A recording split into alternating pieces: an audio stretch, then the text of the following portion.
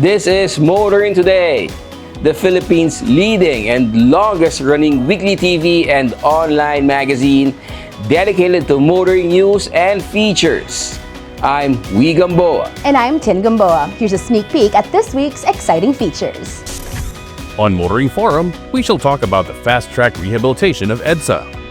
Our road safety reminder, the Young Street Smarts portion, centers on right-of-way to cross a stop-through street. This week's Pahing Super shall be about wearing a proper uniform of PUV drivers. This week, we shall have a hybrid MPV from BYD, the E-MAX 9 DMI.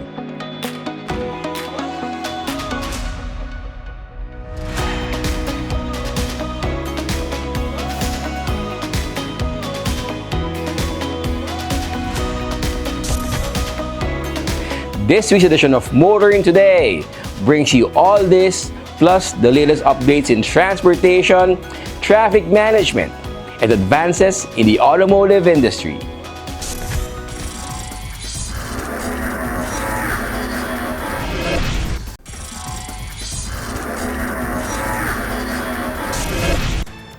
Welcome back to Motoring Today. Let's dive into the latest news and updates about transportation and traffic management in the country.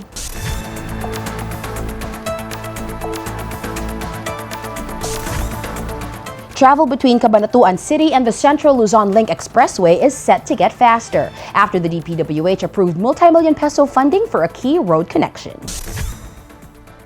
The DPWH has set aside an initial 368 million pesos to pave a 5.6-kilometer road in concrete, creating a direct link between the Central Luzon Link Expressway, or CLLX, and Cabanatuan City, as well as nearby towns. Funding will come from the 2026 General Appropriations Act. The road will run from the Nueva Ecija Aurora Road Junction in Barangay San Isidro to the Nueva Ecija Cagayan Valley Road in Barangay Kaalibangbangan. The project began under the city government in 2019 and already includes major infrastructure, including the 1.5-kilometer Leopoldo Vergara Bridge. Andito naman tayo sa Nueva Ecija ngayon para buksan itong 4 na kilometro na section na nagbubuo ng east-west na daan mula Tarlac hanggang dito sa Cabanatuan. At ito ay kasama ulit doon sa ating instruction na buksan lahat ng maaring buksan na ng mga connector roads para maging mas mabilis ang daloy ng traffic. At malaking bagay ito dahil ang dating ang biyahe na tumatagal dati ng 1 oras kalahati, 1 hour 15, 1 hour 30 minutes, ay magiging 20 minutes na lang, 20 minuto na lang. At malaking bagay ito dahil unang-una alam naman natin ngayon, ang inaalala natin ang konsumo ng krudo, ng gasolina ay sa pagbawas na pagtagal ng sa bawas ng tagal ng biyahe ay mababawasan din ang konsumo na sa fuel. At malaking bagay ngayon yan at lagi nating inaalala yan. At meron pa rin isa pang malaking advantage itong ginawa nating pagbukas nito at pagbilis ng pagdaan ng traffic. Alam nyo naman, ang Nueva Ecija ay yan ang rice granary ng Pilipinas ngayon. At ito ay makakatulong bawasan ang transport cost. At sa ganoon, sa pagbawas ng transport cost ay mananatili ang presyo ng bigas. The DPWH targets completion of a 2-lane concrete road within the year, with expansion to 4 lanes by 2027. Officials say the improved network will draw investments and help cut transport costs for agricultural goods in the country's rice granary.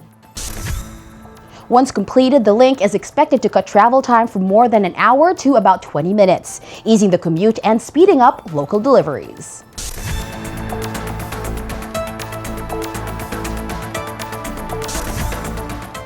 Meanwhile, the LTO is making it easier for the public to report road rage, reckless driving, and even lapses within the agency through a new online platform that goes straight to the LTO chief.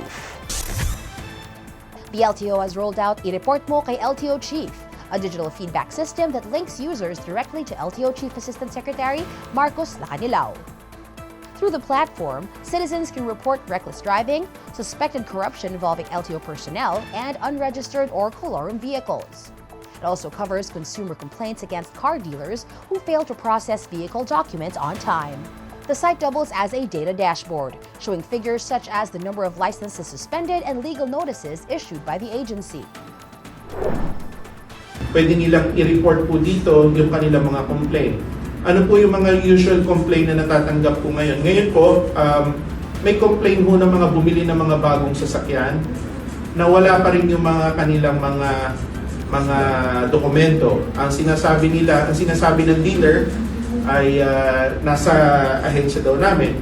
Pero pag binerify namin, hindi nila pinoprocess. So nakapag-issue kami ng mga show cause order sa mga dealer. The service is available via Messenger, the official website, or the 24/7 hotline 1342586. While the platform accepts anonymous reports, the LTO urges users to submit their details and supporting evidence, such as photos or videos, to speed up validation and action. By digitizing the complaint process, the LTO aims to boost accountability and encourage safer behavior on the road.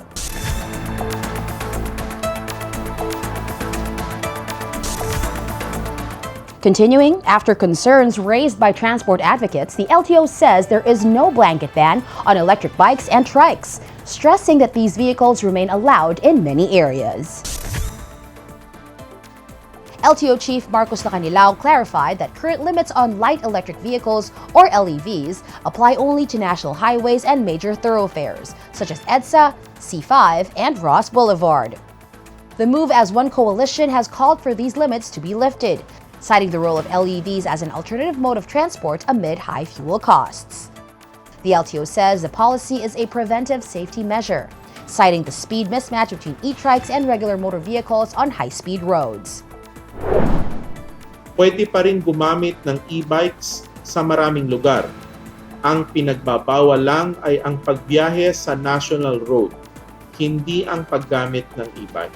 At para sa kaalaman ng publiko, malinaw kung saan pinapayagan ng LEVs. Maaari silang gumamit ng local at secondary road depende sa ordinansa ng LGU. Maaari silang gumamit ng bike lanes para sa low speed at lightweight LEVs at e-bikes. Under current guidelines, e-bikes and e-trikes may still operate on city and municipal roads, secondary roads, and designated bike lanes, subject to local ordinances. The agency said it will focus on information campaigns outside Metro Manila while final joint guidelines are being developed. As the debate continues, the LTO urges riders to prioritize safety and stick to routes designated for smaller electric vehicles.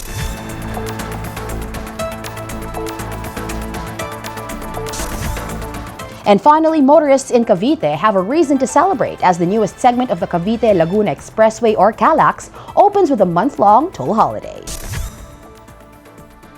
President Ferdinand Marcos Jr. led the inspection and opening of CALAX Subsection 3, a 7.88-kilometer stretch extending the expressway to Governor's Drive interchange in General Trias. During the event, the president announced that toll fees on the new segment will be waived for 1 month, starting at midnight on opening day. The new subsection is designed to serve up to 6,000 additional motorists a day, offering a faster alternative to congested local roads in Cavite's industrial corridors.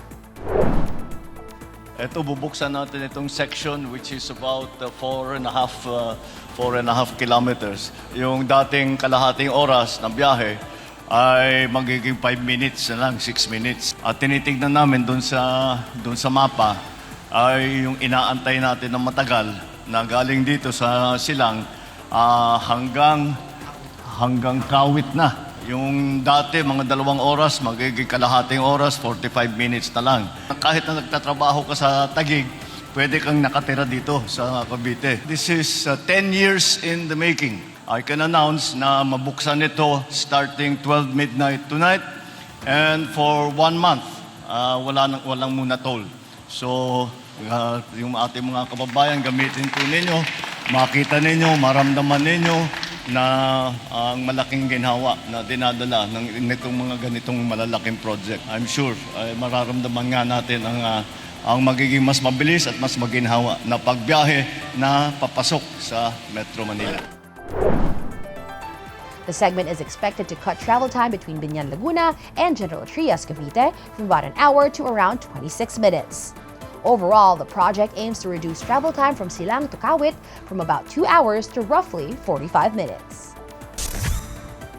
With subsection 3 now open, the government expects faster trips for South Luzon commuters and a boost to economic activity across Cavite and Laguna.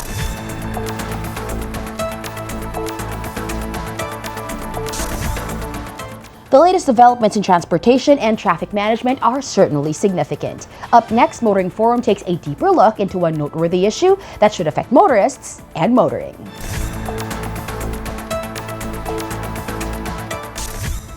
On Motoring Forum, we're taking a closer look at the fast-track rehabilitation of EDSA. We'll explain how a project once priced at 17 billion pesos and expected to take 2.5 years was redesigned to cost far less and finish much sooner, and what that could mean for commuters in the long run.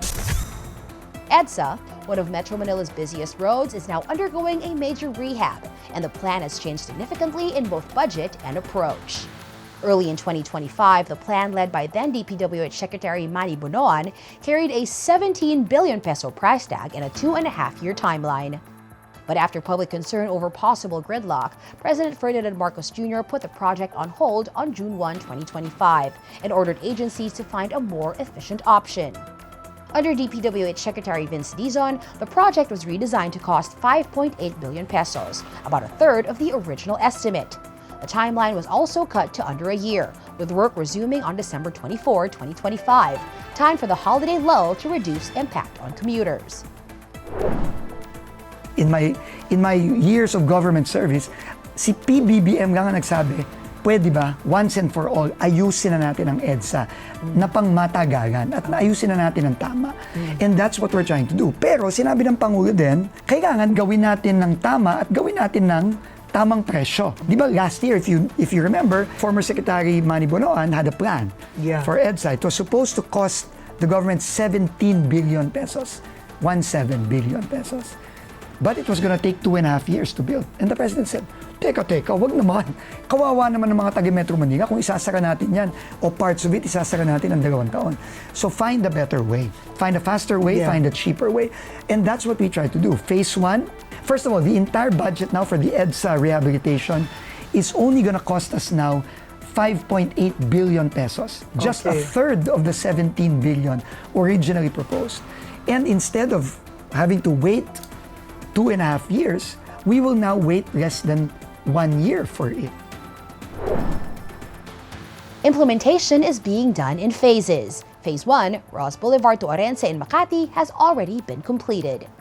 That segment cost around 1.8 billion pesos and was finished nearly 2 months ahead of schedule. Something the DPWH says shows the project can be delivered faster without sacrificing quality. Beyond asphalt and concrete, the revised plan signals a mindful shift in urban planning. Dizon also says it's time to prioritize commuters and pedestrians, not just motorists, by improving sidewalks and other pedestrian facilities along the corridor. Still, the aggressive schedule and lower budget have raised questions from some transport analysts. They worry that cutting costs too much could lead to a quick fix that won't last. And even with promises of minimal disruption, construction on a road as busy as EDSA will still test traffic management and commuter patience. Others ask whether the new design fixes EDSA's deeper structural problems, or if it could mean more frequent and more expensive repairs later on. With bidding for Phase 2 expected this month, the DPWH will have to strike a balance, keep costs in check, but deliver roadworks that are built to last. EDSA's rehabilitation isn't just another road project. It's a test of whether the government can listen, adjust, and deliver. If the DPWH pulls off a durable, commuter-friendly rebuild on this tight timeline, it could set a stronger standard for future infrastructure projects.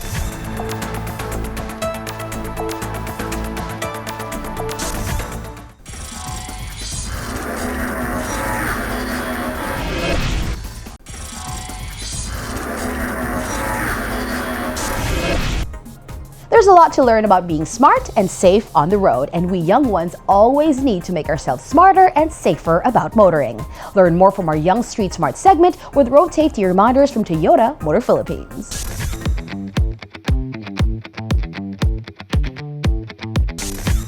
driving on the main road and you're turning left or right, paunahin muna ang kasalubong na sasakyan na padiretso ang takbo. Iwasang makipag-unahan para hindi makaabala sa ibang motorista. This way, you can avoid getting hurt too. We share the road with others every day, and how to better share it and help make motoring daily a happier experience is this week's Payong Tsoper.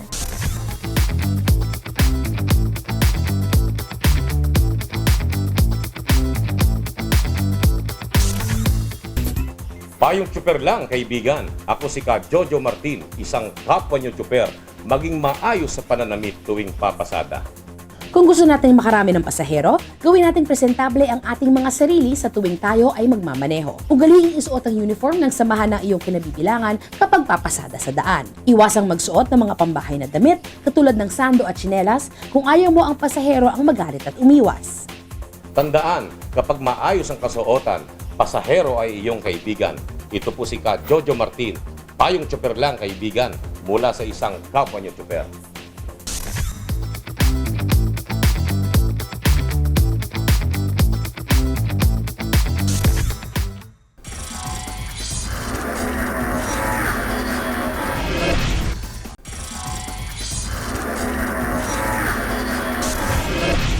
Welcome back to Motoring Today. Get ready. World of Motorsports is next.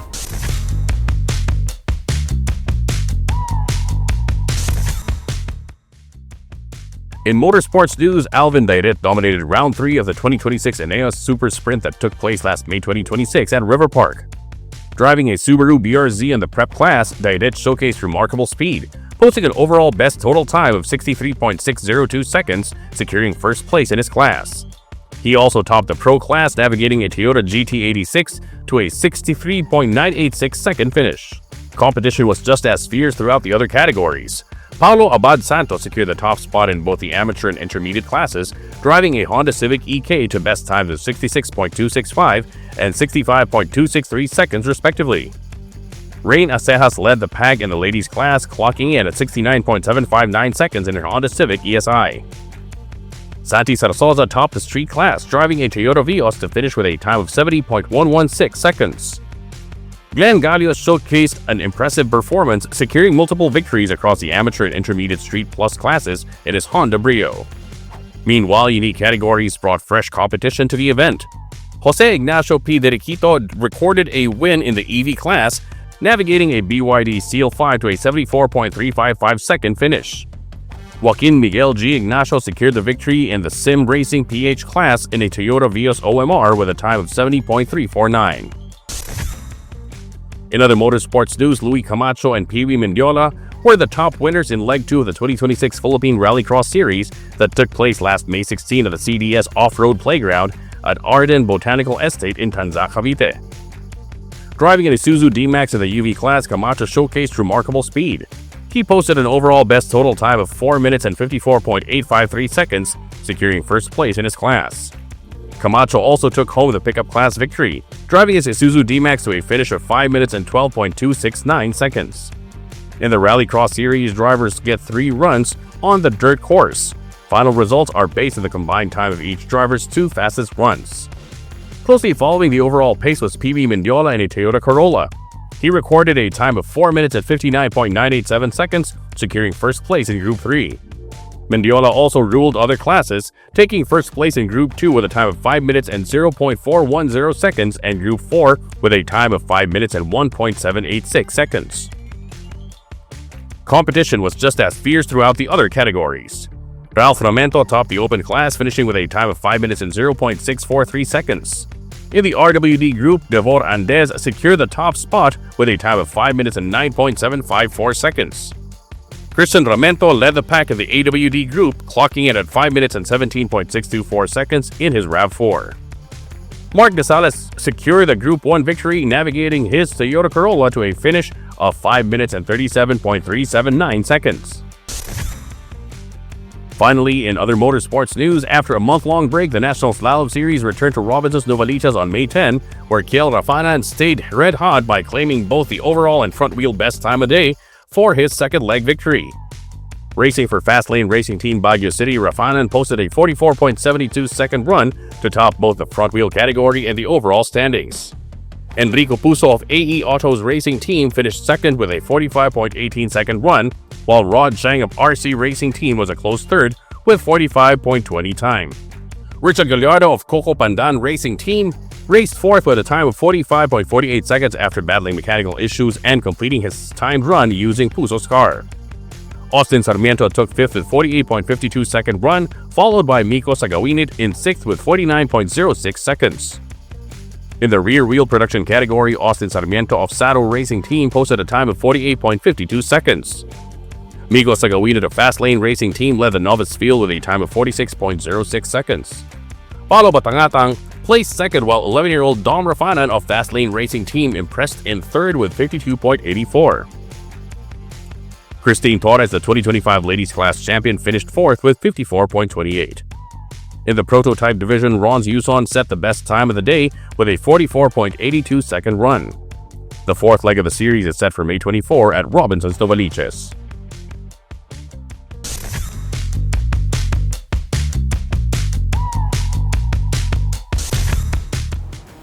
There's plenty more to explore in the world of motorsports.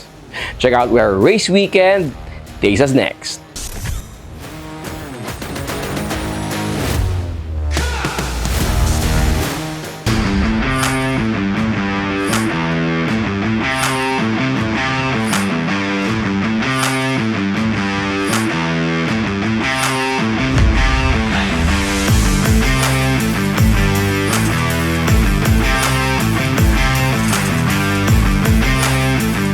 The R33 Drift Track became a playground for high-octane action last March 8 as it hosted Match 1 of the 2026 Gymkhana Pilipinas Championship Series.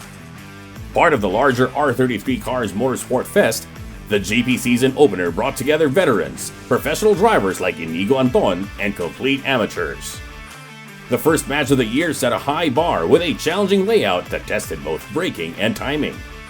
As a four-part championship series, drivers are battling for points to crown an overall champion by November. The event didn't just feature traditional race cars. It embraced diversity on the track by opening the course to all types of vehicles. For our categories, we now have our displacement classes now. So from 1300 and below, all the way up to 2001cc and above. We also have categories for front-wheel drive, rear-wheel drive, utility vehicles. So we have also drivers with Innova, Fortuner. They also come here. And also we have our classes for electrified vehicles. So pwede po rito mga battery electric or hybrid electric vehicle. Libre po sila dito sa Gymkhana Pilipinas because we want to promote more sustainable motorsports.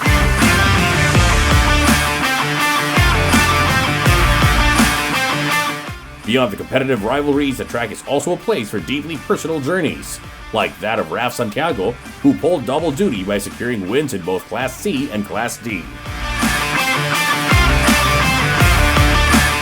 Tumigil ako nung nawala yung dad ko kasi medyo siya yung purpose ko nung kumakarera ako. Yun, nawala siya. Nawalan din ako gana. Pero I think it's about time na kumarera na ulit kasi hilig ko din naman. Tsaka para tuloy na din yung legacy ni Daddy na maayos.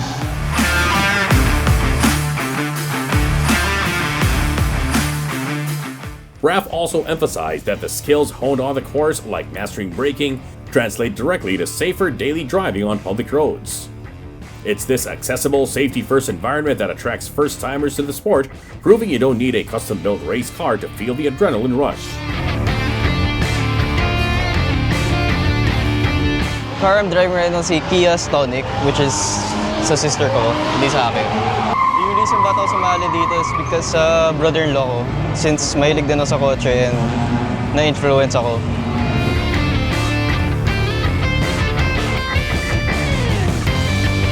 From professional drivers setting record times to newcomers finding their footing in a borrowed family car, GP Match 1 proved that Philippine motorsports is alive, inclusive, and accelerating.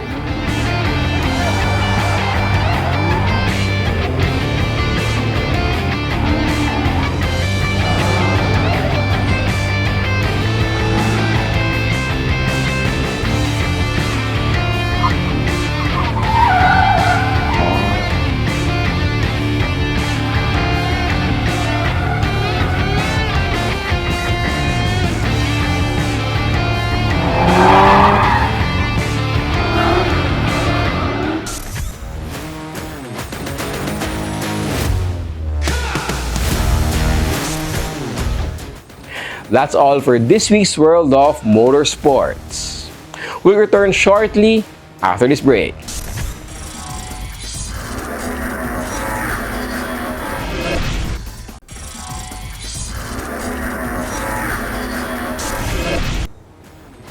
Our featured car of the week will be presented next on Showcase.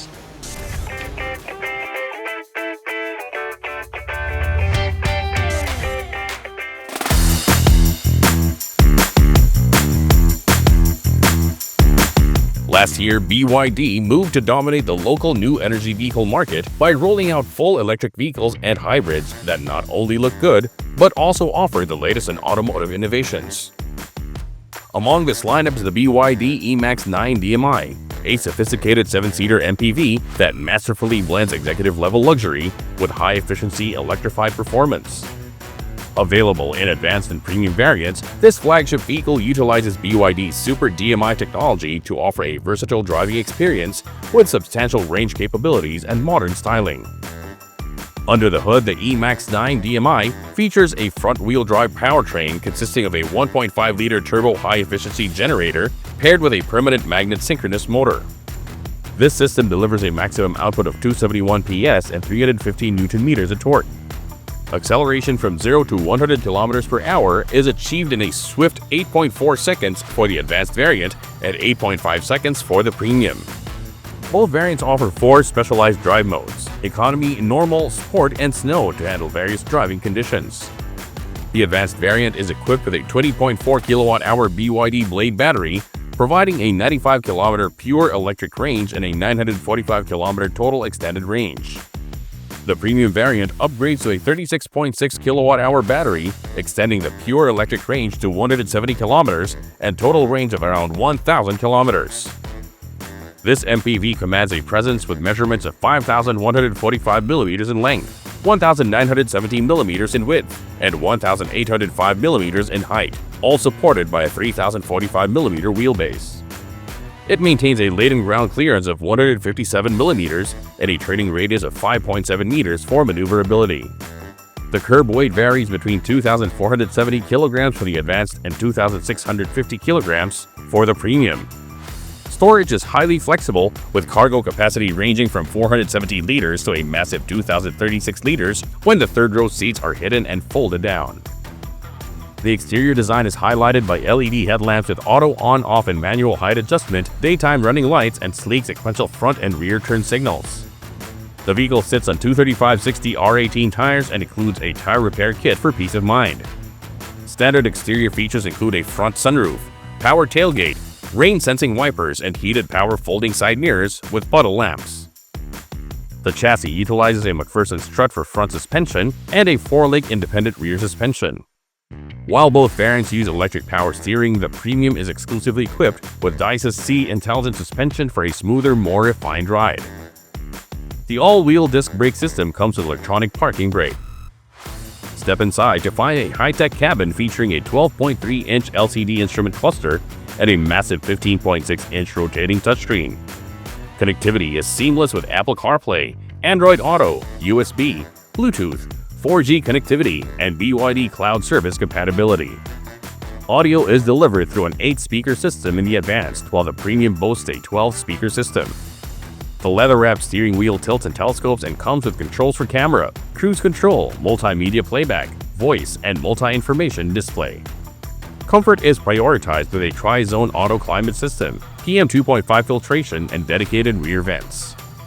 The seating configuration includes leather material with power-adjustable front seats. The premium variant adds lumbar support, a power folding third row, and massage functions for both the driver and middle row captain seats. The premium also includes a built-in car refrigerator capable of holding 6 bottles. Standard safety equipment is robust, including a 360-degree view with see-through mode, 6 sensors, and essential systems like ABS, EBD, traction control, and hill hold control. The premium variant is further distinguished by the full iPilot ADAS suite, featuring adaptive cruise control, front and rear collision warning, rear cross-traffic alert and braking, lane departure assist, blind spot detection, and intelligent high beam control. It also adds traffic sign recognition, front cross-traffic alert and braking, emergency lane keeping assist. Also standard are 3-point ELR seatbelts for all seats, ISOFIX, electronic anti-theft system, brake override system, brake disc wiping, vehicle dynamic control.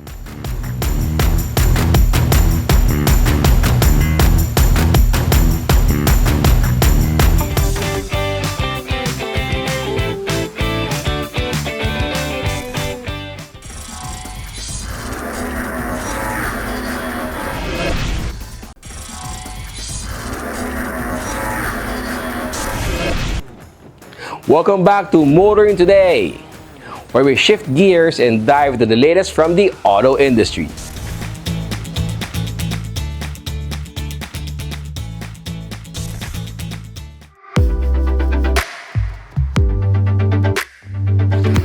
VinFast is stepping up its game in the Philippines, officially unveiling its newest electric vehicle, the VF7, at an event in Bonifacio Global City.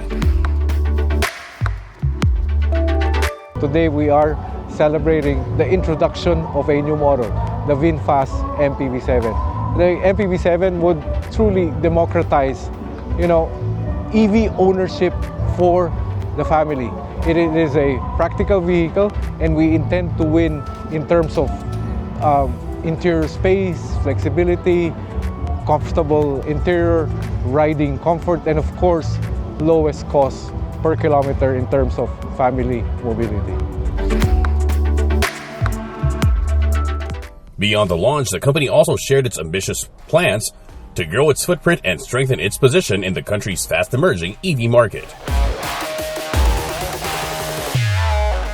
For us to sustain this growth momentum, there are about three, I would say, priorities that we need to execute. Number one will be an aggressive series of new model introductions. The MPV7 will be the first of many new models that we will be introducing. Second, we need to continue expanding our dealer network. We ended the year in 2025 with 30 dealers. We are looking at expanding that dealer network to minimum 50, if not 60 dealers by the end of the year. And third, and probably the most important, we need to expand the charging infrastructure, the EVCS infrastructure, through our subsidiary company, V-Green. One standout strategy for growth, a flexible pricing scheme. Buyers can choose to purchase the battery outright when acquiring a VinFast EV or opt for a subscription model, a move aimed at making EV ownership more accessible. For the first 1,000 customers, VinFast is offering a full year of free battery subscription or a cash discount worth over 27,000 pesos. So we're bringing the VinFast MPV7 with a MSRP of 1,518,000 without battery subscription, and with battery subscription at 1,239,000. The VF7 is set to make its public debut at the Philippine International Motor Show this June, with deliveries expected to begin around the same time.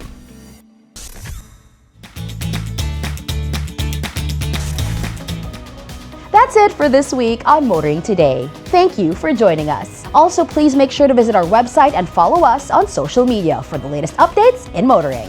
Until next week, here on Motoring Today, now in its 39th year serving the motoring public with a steadfast commitment to road safety. In honor of our dad, Butch Gamboa, I'm Wee Gamboa. And I'm Tin Gamboa. Happy motoring!